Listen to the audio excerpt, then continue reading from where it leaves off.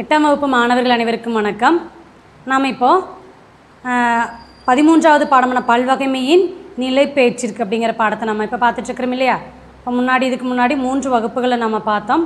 உயிரினங்களுடைய பாதுகாப்பு எப்படி இருக்குது, அதனுடைய எந்த உயிரினங்களால் அழிஞ்சு போயிட்டுருக்குது, அந்த அழிஞ்சிட்ருக்கக்கூடிய உயிரினங்கள் என்னென்னமெல்லாம், அது எப்படியெல்லாம் பாதுகாக்கலாம், அது பாதுகாக்கிறதுக்கு என்னென்ன அமைப்புகள் இருக்குதுங்கிற வரைக்கும் நம்ம இப்போ பார்த்துருக்கோம் இல்லையா. அதில் நம்ம முன்னாடி வகுப்பில் பார்த்தோம் எக்ஸிட் கன்சர்வேஷன். 2 வகையான பாதுகாப்பு அமைப்புகள் நம்ம சொல்லியிருந்தோம். இன்சிட் கன்சர்வேஷன், இன்னொன்று என்னது எக்ஸிட் கன்சர்வேஷன் இல்லையா. இன்சிட்னா என்ன, எக்ஸிட்னா என்ன? இன்சிட் கன்சர்வேஷனுங்கிறது உயிரினங்களை அது வாழக்கூடிய இடத்திலேயே வைத்து பாதுகாக்கக்கூடிய முறை இல்லையா. உயிரினங்களை அவற்றின் வாழிடங்களிலேயே வைத்து பாதுகாக்கக்கூடிய முறை இன்சிட் கன்சர்வேஷன்.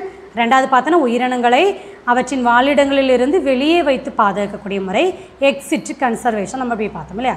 அதில் எக்ஸிட் கன்சர்வேஷனில் என்னென்ன அமைப்புகள் எல்லாம் இருக்குது, என்னென்ன அமைப்புகள் இருக்குதுங்கிறத நம்ம முன்னாடி பார்த்தோம். என்னென்ன அமைப்புகள் காணப்பட்டுச்சு அதை பற்றி எழுதியிருந்தீங்க இல்லையா. போகிறப்ப உங்களுக்கு 2-3 குறிப்புகள் கொடுத்துருந்தேன் இல்லையா.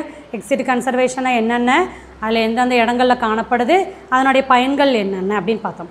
எக்ஸிட்டில் இதெல்லாம் இருக்குது, விலங்கியல் பூங்கா, தாவரவியல் பூங்கா, இல்லைன்னா ஜீன் பேங்க் இல்லையா, ஜீன் வங்கிகள் அப்படின்னு 3 வகையான எக்ஸிட் கன்சர்வேஷன் நம்ம பார்த்தோம் இல்லையா. அடுத்து இனி நம்ம பார்க்கக்கூடியது இன்சிட் கன்சர்வேஷன். இன்சிட் கன்சர்வேஷன் என்னது, உயிரினங்களை அவற்றின் இயற்கையான வாழிடங்களிலேயே வைத்து பாதுகாக்கக்கூடிய முறைதானது இன்சிட் கன்சர்வேஷன். இப்போ அந்த இன்சிட் கன்சர்வேஷனில் என்னென்னமெல்லாம் இருக்குது அப்படின்னு நமக்கு பார்க்கலாம். அதுக்கு முன்னாடி இந்த பாதுகாப்பு அமைப்புகள் இன்சிட்டு எக்ஸிட்டும் அதுக்குண்டான ஒரு வீடியோ ஒன்று ஜஸ்ட் ஒன்று பாருங்கள். என்னென்ன அமைப்புகள் எல்லாம் இருக்குது அப்படிங்கிற ஒரு சின்ன வீடியோ உங்களுக்கு காமிக்கிறேன்.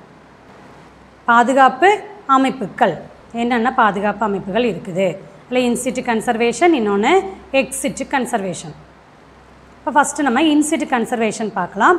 இப்போ இதில் நீங்கள் பார்க்குறது என்னது, வயநாட்டில் இருக்கக்கூடிய வனவிலங்கு சரணாலயம், வயநாட்டில் காணப்படக்கூடிய வனவிலங்கு சரணாலயம், அதனுடைய வீடியோ தான் இப்போ நீங்கள் பார்த்துட்ருக்கிறீங்க. அடுத்தது பெரியாரில் இருக்கக்கூடிய தேக்கடியில் இருக்கக்கூடிய ஒரு நேஷ்னல் பார்க், தேசிய பூங்கா. அடுத்தது கம்யூனிட்டி ரிசர்வ், அடுத்து பயோஸ்பியர் ரிசர்வ். அடுத்து பார்க்கக்கூடியது காவுகள் அப்படிங்கிற ஒரு இடம். இதெல்லாம் ஒவ்வொரு பாதுகாப்பு அமைப்புகள் சரியா. அடுத்து எக்ஸிட் கன்சர்வேஷன், முன்னாடியே அதை பற்றியில் விளக்கம் சொல்லியிருக்கிற பாருங்கள். ஜுவாலஜிக்கல் பார்க், அதாவது விலங்கியல் பூங்கா, திருவனந்தபுரத்தில் இருக்கக்கூடிய ஒரு விலங்கியல் பூங்கா.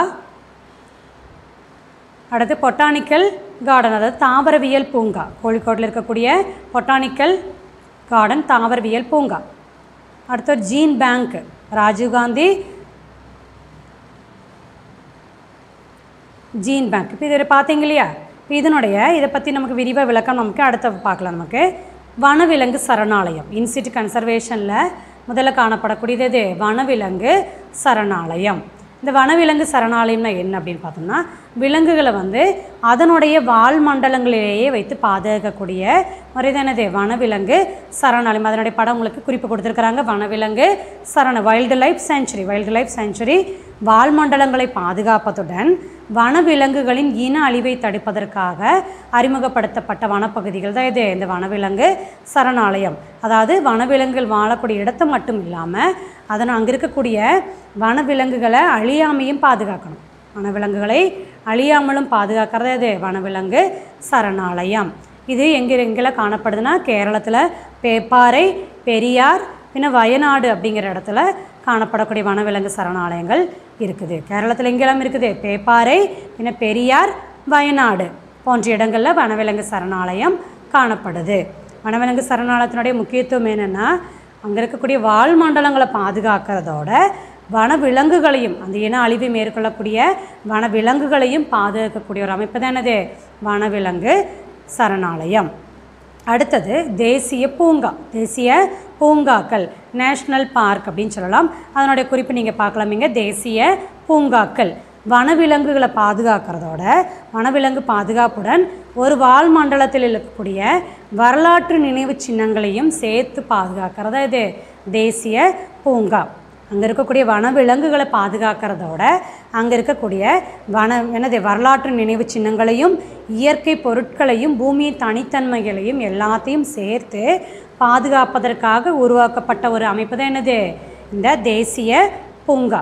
நல்லா கவனிச்சுக்கங்க. என்னது வனவிலங்குகளை பாதுகாப்பதோட அங்கே இருக்கக்கூடிய வரலாற்று நினைவு சின்னங்கள், இயற்கை பொருட்கள், பூமியினுடைய தனித்தன்மைகள் இது எல்லாத்தையும் சேர்த்து பாதுகாப்பதற்காக உருவாக்கப்பட்ட ஒரு அமைப்பு தான் என்னது இந்த தேசிய பூங்கா. இது எங்கே காணப்படுதுன்னா இரவிகுளத்தில் இருக்கக்கூடிய நேஷ்னல் பார்க்கும், அதேமாதிரி சைலண்ட் வாலி, ஆனைமுடிச்சோலை, மதிகெட்டான் சோலை, பாம்பாடும் சோலை அப்படிங்கிற 5 வகையான நேஷ்னல் பார்க்கு நமக்கு கேரளத்தில் காணப்படுது. இங்கெல்லாம் நிறைய பேர் போய் டூரெல்லாம் போயிருப்பீங்க இல்லையா? இரவிகுளம் போயிருப்பீங்க, சைலண்ட் வாலி அப்படிங்கிற இடத்துக்கெல்லாம் நீங்கள் அதிகமாக நீங்கள் போயிருப்பீங்க, நேஷ்னல் பார்க்குக்கெல்லாம் போயிருப்பீங்க. அதுமாதிரி ஆனைமுடிச்சோலை, மதிகெட்டான் சோலை, பாம்பாடும் சோலை அப்படிங்கிறது கேம்புக்கெல்லாம் நீங்கள் போயிருப்பீங்க இல்லையா? மெடிக்கல் இந்த நேச்சர் கேம்புக்கெல்லாம் போகும்பொழுது இந்த பகுதியெல்லாம் நீங்கள் சுற்றி பார்த்துருப்பீங்க. இதெல்லாம் என்னது தேசிய பூங்கா அப்படின்னு சொல்லலாம். அடுத்து ஒரு நமக்கு இன்ஸ்டிடியூட் கன்சர்வேஷன் பார்த்தோம்னா கம்யூனிட்டி ரிசர்வ்கள் அப்படின்னா என்ன? கம்யூனிட்டி ரிசர்வ்னு என்னென்னா பொதுமக்கள், அதனுடைய படம் இங்கே பார்க்கலாம். பொதுமக்களுடைய பங்கேற்போடு பாதுகாக்கப்படக்கூடிய பகுதி தான் என்னது கம்யூனிட்டி ரிசர்வ். அங்கே வந்து என்ன பண்ணலாம், மனிதர்களுடைய நடமாட்டம் அங்கே காணப்படும். பொதுமக்களுடைய பங்கேற்போடு பாதுகாக்கக்கூடிய இடம் தான் என்னது கம்யூனிட்டி ரிசர்வ்கள்.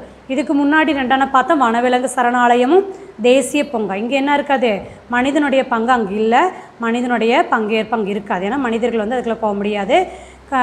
ஃபாரஸ்ட்டில் இருக்கக்கூடியவங்க மட்டும்தான் என்ன பண்ண முடியும், நமக்கு அங்கே ஃபுல்லாக வந்து அலோவ் பண்ணுவாங்க. அதே மாதிரி நம்ம ஏதாவது டூரெல்லாம் போகிறதுனா பர்மிஷனோட தான் நமக்கு என்ன பண்ண முடியும், அந்த இடங்களை வந்து நமக்கு சுற்றி பார்க்குறதுக்கு முடியும். ஆனால் இங்கே கம்யூனிட்டி ரிசர்வ்ங்கிறது நமக்கு என்னது, பொதுமக்களுடைய பங்கேற்பு அங்கே இருக்கும். அவங்களோட சேர்ந்து பாதுகாக்கக்கூடிய இடம் தான் இது கம்யூனிட்டி ரிசர்வ்கள். இங்கே வந்து மக்கள் வாழும் பகுதியில் சுற்றுச்சூழல் முக்கியத்துவம் வாய்ந்த பகுதிகள் தான் இது. மக்கள் இருக்கக்கூடிய இடத்துலையே கொஞ்சம் முக்கியத்துவம் வாய்ந்த ஒரு இடமா இது இருக்குது, இந்த கம்யூனிட்டி ரிசர்வ் காணப்படுது. இதற்கு உதாரணம் பார்த்தீங்கன்னா மலப்புரத்திலையும் கோழிக்கோடு மாவட்டத்தில் இருக்கக்கூடிய Kadalundi community reserve. Kadalundi community reserve இதற்கு ஒரு எடுத்துக்காட்டாக காணப்படுது. இப்போ நீங்கள் படத்தில் பார்த்துட்டு இருக்கிறது என்னது கடலுண்டி கம்யூனிட்டி ரிசர்வ்கள். அடுத்து ஒரு இன்ஸ்டிடியூட் கன்சர்வேஷன் பார்த்தோம்னா பயோஸ்பியர் ரிசர்வ். இது என்னென்னா உலகத்தில் இருக்கக்கூடிய முக்கியமான வாழ்மண்டலங்களையும் உயிரியல் பல்வகைமையையும் மரபியல் உறைவிடங்களையும் பாதுகாக்கக்கூடிய ஒரு அமைப்பு தான் என்னது பயோஸ்பியர் ரிசர்வ். உலகத்தில் இருக்கக்கூடிய இந்த படத்தை நீங்கள் பார்க்கலாம். உலகத்தில் இருக்கக்கூடிய எல்லா முக்கியமான வாழ்மண்டலங்களையும் உயிரியல் பல்வகைமையையும் மரபியல் பொருட்களையும் மரபியல் உறைவிடங்களையும் பாதுகாப்பதற்காக ஏற்படுத்தப்பட்ட ஒரு அமைப்பு தான் என்னது பயோஸ்பியர் ரிசர்வ். ஒரு மிக பரந்த நிலப்பரப்பு பகுதியாக இது காணப்படுது. உதாரணமாக நீலகிரி அகஸ்திய மலை போன்ற பயோஸ்பியர் ரிசர்வுகள் கேரளத்தில் காணப்படுது. நீலகிரியும் பின்னது அகஸ்திய மலை அப்படிங்கிற பயோஸ்பியர் ரிசர்வுகள் கேரளத்தில் காணப்படுது. அடுத்தது பார்த்தோம்னா காவுகள். கோவில் மரக்கூட்டங்கள் அப்படின்னு சொல்லலாம். காவுகள்ங்கிறது என்னது கோவில் மரக்கூட்டங்கள். காடுகளுக்கு இடையில் சின்ன சின்ன கோவில் மாதிரியெல்லாம் வச்சுருப்பாங்க இல்லையா, அந்த மாதிரி உள்ள இடங்கள் என்ன சொல்கிறோம், நமக்கு காவுகள் அப்படின்னு சொல்லலாம். இதாவது இதுலேயும் வந்து மனிதனுடைய பங்கேற்பு இருக்கும், ஆனால் என்னது அதிகமாக இருக்காது. மனிதன் வாழும் பகுதிகளில் பாதுகாக்கப்படக்கூடிய ஒரு சிறிய பகுதி, ஒரு குறுகலான ஒரு பகுதி தான் என்னது இந்த காவுகள் நமக்கு சொல்லலாம். இதனுடைய படம் வந்து கொடுத்துருப்பாங்க. முன்னாடி வீடியோலையும் நீங்கள் பார்த்தீங்க. இந்த பிக்சரில் பார்த்தீங்கன்னா கொஞ்சம் கூட தெரியும் உங்களுக்கு. மிக பரப்பளவு குறைந்த ஒரு உயிரியல் பல்வகைமை பகுதி தான் இது இந்த காவுகள் அப்படின்னு சொல்லலாம். வாழ்க்கை சூழ்நிலையில் வந்த மாற்றங்களின் பயனாக விலை மதிக்க முடியாத ஒரு உயிரியல் பகுதியாக இந்த காவுகள் காணப்படுது. ஆனால் சில காவுகளெல்லாம் இப்போ அழிஞ்சு போயிடுச்சு. 2-3 காவுகள் மட்டும் நமக்கு இது காணப்படுது. இது எங்கே இருக்கும்னா நீர் பாதுகாப்பு, ஒரு நீர் சுற்றியும் என்னது நீர் பாதுகாப்பு பகுதியாக காணப்படுது. அதுக்கு நடுவில் தான் இருக்கக்கூடிய ஒரு இடங்களாக இந்த காவுகள் காணப்படுது. சில காவுகள் மட்டும்தான் நம்ம ஏரியாவில் நமக்கு காணப்படுது. நீங்கள் இருக்கக்கூடிய இடங்கள்லே கொஞ்சம் என்னது நீங்கள் இருக்கக்கூடிய சுற்றுப்புறத்துக்கு கொஞ்சம் தள்ளி அந்த பிறனது இந்த காவுகள் வந்து காணப்படும். இது ஒரு மனிதன் வாழக்கூடிய பகுதியிலிருந்து பாதுகாக்கப்படக்கூடிய ஒரு குறுகலான ஒரு பகுதி தான் என்னது காவுகள் அப்படின்னு சொல்லலாம். அடுத்தது இக்கலாஜிக்கல் ஹாட்ஸ்பாட் அப்படிங்கிற ஒரு அமைப்பு. இது என்னென்னா எங்கே என்னது உயிரினங்கள் அழிஞ்சிட்டு இருக்கக்கூடிய பகுதிகளை பாதுகாக்கக்கூடிய ஒரு பகுதி. ஒரு என்னது வட்டார பகுதியில் உள்ள ஏராளமான சிற்றினங்களை உட்கொண்டதும் பேரழிவிற்கு உள்ளாகக்கூடிய உயிரினங்களை பாதுகாக்கக்கூடிய ஒரு அமைப்பு தான் என்னது இந்த இக்கலாஜிக்கல் ஹாட்ஸ்பாட் அப்படின்னு சொல்லலாம். இந்த ஹாட்ஸ்பாட் பார்த்தோம்னா உலகத்திலே வந்து 34 ஹாட்ஸ்பாட்டுகள் காணப்படுது. அதில் 3 நமக்கு எங்கே இருக்குது, இந்தியாவிலேயே இந்த இக்கலாஜிக்கல் ஹாட்ஸ்பாட் காணப்படுது. எதெல்லாம்னா மேற்கு தொடர்ச்சி மலை, நான் பாட தொடக்கத்திலே உங்களுக்கு சொன்னேன். மேற்கு தொடர்ச்சி மலை, என்னது அழிஞ்சு போயிட்டுருக்குது, அச்சுறுத்தலில் காணப்படுது நம்ம பார்த்தோம் இல்லையா. அதனால தான் அது எக்கலாஜிக்கல் ஹாட்ஸ்பாட் அதை வந்து அறிவிச்சிருக்கிறாங்க. எக்கலாஜிக்கல் ஹாட்ஸ்பாட்னா என்னது, அழிஞ்சிட்டு இருக்கக்கூடிய அல்லது அழிவிற்கு உள்ளாகக்கூடிய ஒரு உயிரியல் பல்வகைமை பகுதி, அது எக்கலாஜிக்கல் ஹாட்ஸ்பாட். அதில் 3 காணப்படுது கேரளத்தில். ஒன்று மேற்கு தொடர்ச்சி மலை, இன்னொன்று வடகிழக்கு இமாலயம், பின் இந்தோ பர்மா மண்டலம். இந்த 3 பகுதிகளும் எக்கலாஜிக்கல் ஹாட்ஸ்பாட்டாக அறிவிக்கப்பட்டிருக்குது. அடுத்து நம்ம இந்த இன்சிட்டு கன்சர்வேஷனோட தொடர்புடைய ஒரு பட விளக்கம் உங்களுக்கு ஒன்று பார்க்கலாம். இப்போ இந்த பட விளக்கத்தை நீங்கள் என்ன பண்ணணும், அறிவியல் குறிப்பேட்டில் நீங்கள் எழுதணும். சரியா, என்னென்ன இன்சிட்டு கன்சர்வேஷன் இருக்குது, அது எந்தெந்த இடங்களில் காணப்படுது, அதனுடைய முக்கியத்துவம் என்ன, எதுக்காக அது அந்த அமைப்புகள் நிறுவப்பட்டது அப்படிங்கிற எழுதணும். ஃபஸ்ட்டு வனவிலங்கு சரணாலயம். வனவிலங்கு சரணாலயம் எதற்காக, வாழ்மண்டலங்களின் பாதுகாப்பு. வாழ்மண்டல பாதுகாப்பு மட்டும் இல்லாமல் அங்கே இருக்கக்கூடிய வனவிலங்குகளையும் பாதுகாப்பதற்காக நிறுவப்பட்டது என்னது, வனவிலங்கு சரணாலயம். அது இருக்கக்கூடிய இடம் எங்கன்னா வயநாட்டில் இருக்கக்கூடிய இடம் வனவிலங்கு சரணாலயம். அடுத்து 2வது பார்த்தோம்னா தேசிய பூங்கா. இந்த தேசிய பூங்கா எதற்காக அமைக்கப்பட்டது, அங்கே இருக்கக்கூடிய வனவிலங்குகளை பாதுகாப்பதோட இயற்கை பொருட்கள், வரலாற்று நினைவு சின்னங்கள், பூமியின் தனித்தன்மைகளை பாதுகாப்பதற்காக நிறுவப்பட்ட ஒரு அமைப்பு தான் இது தேசிய பூங்கா. எடுத்துக்காட்டு இரவிகுளம், சைலண்ட் வேலி, இனி 3 கூட இருக்குது, நீங்கள் எழுதுங்க. அதே மாதிரி அடுத்தது கம்யூனிட்டி ரிசர்வ். இதில் பார்த்தீங்கன்னா இது பொதுமக்களினுடைய பங்கேற்பு, பொதுமக்களினுடைய உதவியோட பாதுகாக்கக்கூடிய அமைப்பு அது. அடுத்து நம்ம பார்த்தோம்னா கம்யூனிட்டி ரிசர்வ். சரியா, கம்யூனிட்டி ரிசர்வில் என்னது, பொதுமக்களினுடைய பாதுகாப்போடு அதை என்னது பொதுமக்களுடைய உதவியோடு அதை பாதுகாக்கிறத கம்யூனிட்டி ரிசர்வ் அப்படின்னு சொல்லலாம். வாழ்மண்டலங்களை பொதுமக்களுடைய பங்கேற்போட பாதுகாக்கக்கூடிய அமைப்பு தான் இது கம்யூனிட்டி ரிசர்வ். எடுத்துக்காட்டு கடலுண்டி கம்யூனிட்டி ரிசர்வ்னு சொல்லலாம். அடுத்து பயோஸ்பியர். 4வது பார்த்தோன்னா பயோஸ்பியர் ரிசர்வ்னா என்னது, நமக்கு உலகத்தில் இருக்கக்கூடிய எல்லா வாழ்மண்டலங்களையும் உயிரியல் பல்வகைமையையும் மரபியல் உறைவிடங்களையும் பாதுகாக்கக்கூடிய ஒரு அமைப்பு தான் இது பயோஸ்பியர் ரிசர்வ். அதுக்கு எடுத்துக்காட்டு நீலகிரி, அகஸ்திய மலை. நீலகிரியும் அகஸ்திய மலையும் கேரளத்தில் காணப்படுது. அடுத்து 5வது என்னது, நமக்கு காவுகள். 5வது காவுகள்ங்கிறது பொதுமக்களுடைய பங்கேற்போட பொதுமக்கள் வாழக்கூடிய இடத்துல ஒரு குறுகலான ஒரு சிறந்த மிக குறைந்த நிலப்பரப்பு பகுதி தான் அது இந்த காவுகள் அப்படின்னு சொல்லலாம். இந்த மாதிரி இன்சிட்டு கன்சர்வேஷன் என்னென்னலாம் இருக்குது, அதனுடைய பயன்கள், அது எங்கெல்லாம் காணப்படுதுங்கிறது அட்டவணை வடிவத்தில் நீங்கள் அறிவியல் குறிப்பேட்டில் எழுதணும். அடுத்து எக்ஸிட்டுங்கிற முன்னாடி படத்தில் பார்த்த நம்ம எக்ஸிட்னா என்ன, எக்ஸிட்டில் என்னென்னலாம் இருக்குது, அதனுடைய முக்கியத்துவம் எதெல்லாம், அதில் ஜீன் வங்கியினுடைய முக்கியத்துவம் என்னங்கிறதை நம்ம பார்க்கணும். இதே மாதிரி நிறைய பாதுகாப்பு அமைப்புகள் நம்ம இந்த வெளிநாட்டு நம்ம இந்தியாவிலும் ஆகட்டும் வெளிநாடுகளில் நமக்கு இந்த மாதிரி நிறைய பாதுகாப்பு அமைப்புகள் செயல்படுது. தேசிய அளவிலும் உலக அளவிலும் நிறைய பாதுகாப்பு அமைப்புகள் நமக்கு செயல்படுது. இப்போ இது மாதிரி என்னென்ன அமைப்பு, வேறு என்னென்ன அமைப்புகள் நமக்கு இருக்குதுன்னு பார்க்கலாம். ஒன்று பார்த்தோம்னா IUCN. ஃபஸ்ட் என்னது IUCN அப்படிங்கிறது முன்னாடியே நம்ம பார்த்தோம். சிவப்பு தரவு நூலை வெளியிட்ட ஒரு சங்கம் தான் இது IUCN அப்படிங்கிற ஒரு சங்கம், International Union for Conservation of Nature. இது எதுக்காகனா உயிரியல் பல்வகைமை பாதுகாப்பு என்ற முக்கிய நோக்கத்துடன் சுவிட்சர்லாந்து தலைமை இடமாக கொண்ட ஒரு செயல்படக்கூடிய இடம் தானது IUCNங்கிற ஒரு அமைப்பு. அதனுடைய லோகோ தான் கீழே, அதனுடைய முத்திரை தானது கீழே கொடுத்துருக்குறாங்க. இது என்னது இந்த IUCNங்கிற ஒரு முத்திரை. அடுத்து பார்த்தோன்னா WWF அப்படிங்கிற ஒரு நிறுவனம், ஒரு சங்கம், world wide fund for nature அப்படிங்கிற ஒரு நிறுவனம். இது அதே மாதிரி தான் உயிரியல் பல்வகைமை பாதுகாப்பும் இயற்கை வளங்களின் சுரண்டலும் மாசடைதலும் அதை தடுக்கக்கூடிய ஒரு முயற்சியாக தொடங்கப்பட்டது எனது WWF அப்படிங்கிற ஒரு அமைப்பு. இது எங்கே தான் இருக்குது, இதனுடைய தலைமையிடம் சுவிட்சர்லாந்து தான் காணப்படுது. இதனுடைய முத்திரை தான் இது, இந்த லோகோ கீழே படத்தில் கொடுத்துருக்குறாங்க. இது ரெண்டும் என்னது உலகத்தில் காணப்படக்கூடிய வேறு சில பாதுகாப்பு அமைப்புகள். இன்னும் வேறு ஏதாவது பாதுகாப்பு அமைப்புகள் இருந்தால் நீங்கள் என்ன பண்ணலாம், அதை பற்றியுள்ள தகவல்களை சேகரித்து அறிவியல் குறிப்பேட்டில் எழுதணும். இப்போ இந்த மாதிரி நிறைய பாதுகாப்புகள் அமைப்புகள் உங்களுக்கு காணப்படுது. இதில் இந்த சுற்றுப்புறத்தை பாதுகாப்பதற்காக நீங்கள் என்னென்ன செய்யலாம், நம்மளால் முடிந்த முயற்சிகள் என்ன, உங்கள் ஒவ்வொருத்தராலையும் செய்யக்கூடிய முயற்சிகள் என்னென்ன அப்படிங்கிறத நீங்கள் எழுதணும். சரியா, இப்போ சுற்றுப்புறத்தை பாதுகாக்க நான் என்ன செய்ய முடியும், ஒவ்வொருத்தரும் யோசிக்கணும். இந்த நம்ம என்னை சுற்றி இருக்கக்கூடிய சுற்றுப்புறத்தை எப்படி பாதுகாக்கலாம் அப்படின்னு சொல்லலாம். அதுக்கு ஒரு சின்ன சின்ன குறிப்புகள் நான் தரேன். ஃபஸ்ட் என்னது, மரக்கன்றுகளை நட்டு வளர்த்தலாம் இல்லையா. எல்லா வீடுகளையும் என்ன பண்ணலாம், நமக்கு வீட்டுக்கு ஒரு மரம் வளர்ப்போம் அப்படிங்கிற அடிப்படையில் நிறைய மரங்களை நம்ம என்ன பண்ணலாம், நட்டு வளர்த்தலாம். ரெண்டாவது பார்த்தோம்னா வனங்களை குறித்தும் சுற்றுப்புறத்தை குறித்தும் நேரடியாக அறிந்து கொள்ள முயற்சி செய்தல்.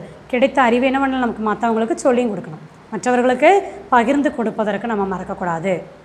அடுத்து மூணாவது பார்த்தோன்னா சுற்றுப்புறத்தை என்ன பண்ணிக்கணும், சுத்தமாக வைக்கணும். மூன்றாவது.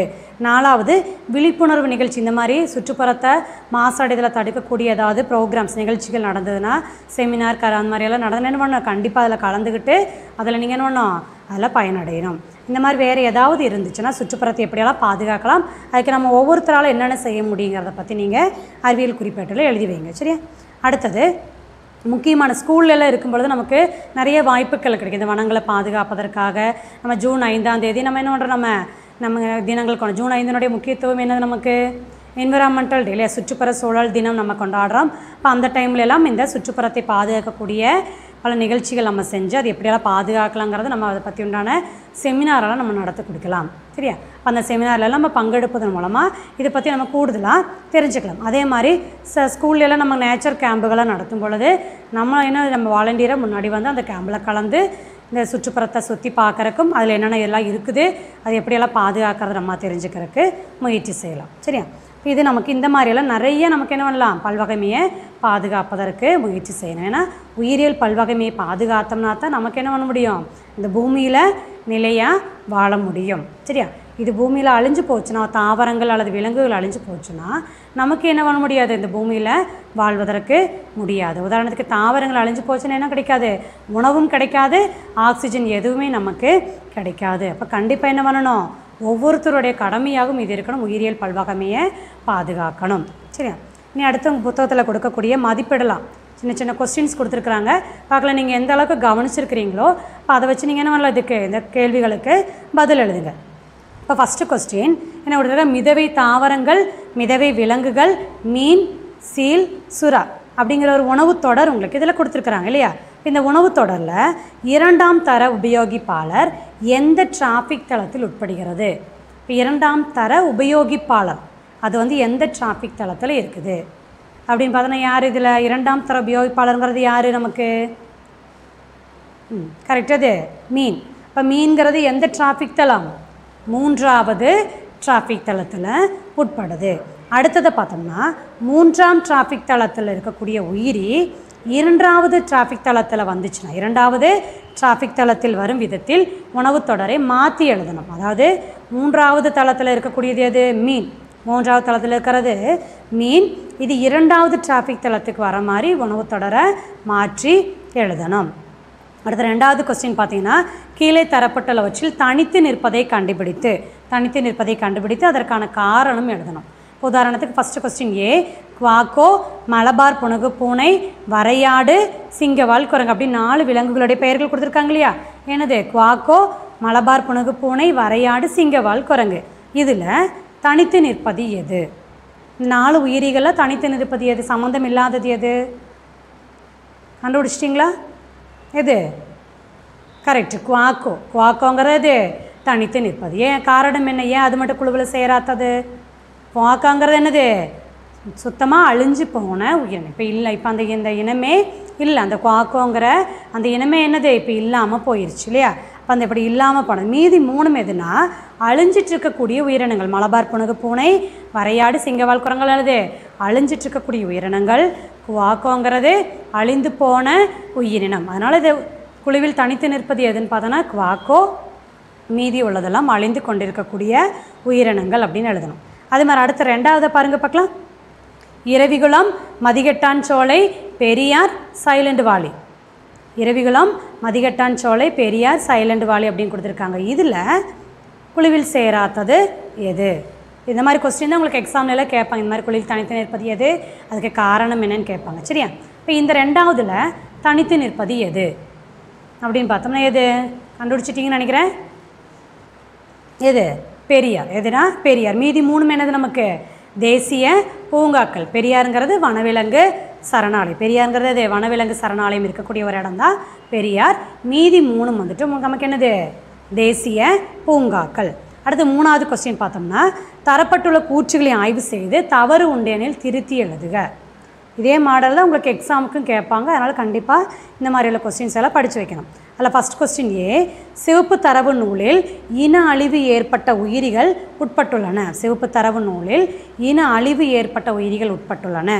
இது ஏதாவது தப்பு இருக்கா? அடுத்த செகண்ட் பி பார்த்தீங்கன்னா, உயிரியல் பல்வகைமை பாதுகாப்பை இலக்காக கொண்டு செயல்படும் ஒரு அமைப்பு தான் அது WWF. அடுத்த மாதிரி சி கொஸ்டின், விதை வங்கி விந்தணு வங்கி என்பவை இன்சிட் கன்சர்வேஷனில் உட்படுகின்றன. விதை வங்கி விந்தணு வங்கி என்பவை இன்சிட் கன்சர்வேஷனில் உட்படுகின்றன. இந்த 3 சென்டென்ஸில் எது தவறான தொடர் எதுன்னு பார்த்தோன்னா, இது நமக்கு சி இல்லையா? சிங்கிறது விதை வங்கி விந்தணு வங்கிங்கிறது எது நமக்கு எது கண்டுபிடிச்சிட்டிங்களா? Exit conservation. ஆனால் இங்கே உங்களுக்கு கொடுத்துருக்கிறது எது? இன்சிட் கன்சர்வேஷன் கொடுத்துருக்குறாங்க. இந்த ரெண்டும் நமக்கு இன்சிட்டல்ல எக்ஸிட் கன்சர்வேஷன். சரியா? இதே மாடல் தான் உங்களுக்கு எக்ஸாமுக்கும் கேட்பாங்க. பார்க்கலாம். நீ அடுத்த கொஸ்டின் பார்த்தோன்னா, தொடர் செயல்பாடுகள். உங்களுக்கு சின்ன ஒர்க் நீ அடுத்த கிளாஸில் வர வரைக்கும் உங்களுக்கு ஒரு ஒர்க்கு உங்களுக்கு தொடர் செயல்பாடுகள் வீட்டில் செய்யக்கூடிய ஒரு ஒர்க்கு உங்களுக்கு நான் தரேன். என்னென்னா ஃபஸ்ட் என்னென்னு பார்த்தோம்னா, உனது சுற்றுப்புறத்தில் உள்ள தாவர விலங்குகளை பிரித்தறிந்து வட்டார உயிரியல் பல்வகைமை பதிவேடு, அதாவது என்னென்ன உயிரினங்களெல்லாம் இருக்குது, என்னென்ன தாவரங்கள் இருக்குது, என்னென்ன விலங்குகள் காணப்படுது, எந்த பறவைகள் பூச்சிகள் என்னென்னமெல்லாம் இருக்குதுங்கிறத பற்றி ஒரு பதிவேடு நீங்கள் தயாரிக்கணும். ஒரு ரெஜிஸ்டர் மாதிரி என்ன பண்ணணும், நீங்கள் தயாரிக்கும். வீட்டு பக்கத்தில் இருக்குதா அல்லது அடுத்த ஏரியாவில் அடுத்த ஊரில் இருக்குதா அப்படிங்கிறத, இப்போலாம் இருக்குது இல்லை முன்னாடி இருந்துச்சு இப்போ இல்லை அப்படிங்கிறத பற்றி நீங்கள் ஒரு ரெஜிஸ்டர் நீங்கள் தயாரிக்கணும். சரியா? ஒரு நோட்டு மாதிரி சின்ன நோட்டு மாதிரி போட்டு எழுதுனீங்கன்னா கொஞ்சம் கூட ஈஸியாக இருக்கும். அல்லது அடுத்து 2வது கொஸ்டின் பார்த்தீங்கன்னா, உயிரியல் பல்வகைமையுடன் தொடர்பு கொண்டு திரட்டிய தகவல்களும் படங்களும் அடங்கிய கட்டுரைகளை உட்படுத்தி அறிவியல் இதழ் தயாரிக்க. இதெல்லாம் வச்சு என்ன பண்ணணும், நீங்கள் ஒரு கட்டுரை தயாரிக்கணும். சரி, 2வது ஒரு கட்டுரை தயாரித்து ஒரு இதழ் நீங்கள் வெளியிடணும்.